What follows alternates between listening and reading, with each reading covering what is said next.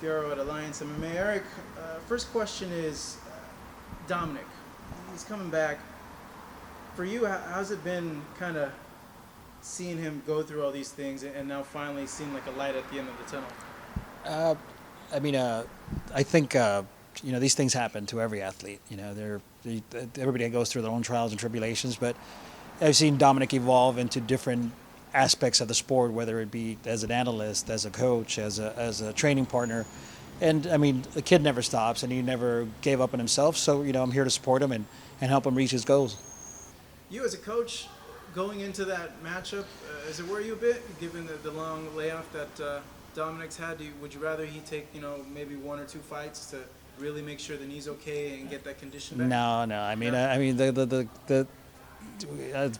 Dominick proved it last time, and they said, hey, do you want a tune-up? Do you want this? Do you want that? He goes, no, give me whoever you want.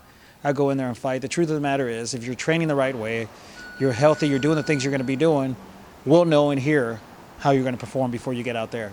There's little things in competition that we miss, and, anything can happen in there, but at the same time, if he's prepared here, he'll be fine against anybody. How do you see that matchup going down? Do you feel that TJ offers more now than he did before? Oh, I'm sure he's evolved. It's been, Dominick was out for 3 years, then out for almost 1. So yeah, TJ's evolved a lot since we met him. He's a great athlete, and he's always been a great athlete, but he's evolved as a complete mixed martial artist, and there's a reason he's a champion, and he's confident, that he belongs there. So he poses a threat, to the division for sure. Dominick's pretty confident that he'll go ahead and beat him.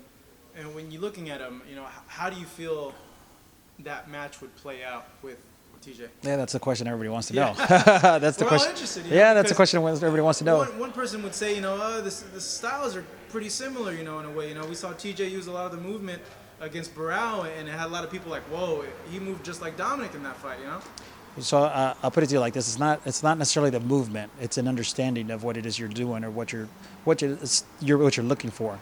Dominick literally is one of the best minds in mixed martial arts and fighting as a whole. He has an understanding of the game, and his fight IQ is bar none one of the highest in ever.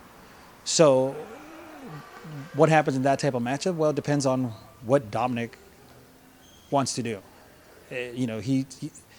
He's already played out the fight in his head 1,000 times. He knows how it's going to play out, and it's just a matter of getting in there, getting a feel for the opponent, and implementing his game plan. Do you see it going 5, or do you feel Dominick will stop him? I'm not sure. Yeah. I'm not sure. It just depends. There's so many little emotions involved as well, But I think Dominick's evolved so much. People don't realize that even sitting on the sidelines or not 100% training, not 100% fighting, he's continually trained. He's continually evolved his game. So, people will be surprised. Now, if Dominick were to move up to 145, how do you see him matching up with those guys up there? I think it's just a matter of being able to move the guys. If you have the right frame for it and your body can carry that weight, I think he'll do fine. I mean, in here he spars guys from 125 all the way up to 170. I've had him spar even heavier guys than that. So I know what he can do with any weight class, and 145 is no different. As long as he feels confident, he can move those guys around and not get out muscled and do what he does, I think he'll do fine.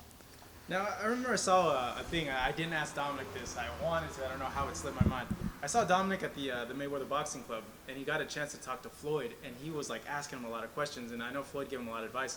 Did he tell you the type of advice that Floyd told him? No, I don't remember. I don't remember the conversation, but I do remember that he was overly impressed on Floyd's work ethic. He said, man, he goes, if you think my workouts were intense, he goes, that guy, bar none, was training harder than he was. He goes, he's legit for a reason. I didn't talk to him about what they actually talked about, but he said the workout was super impressive.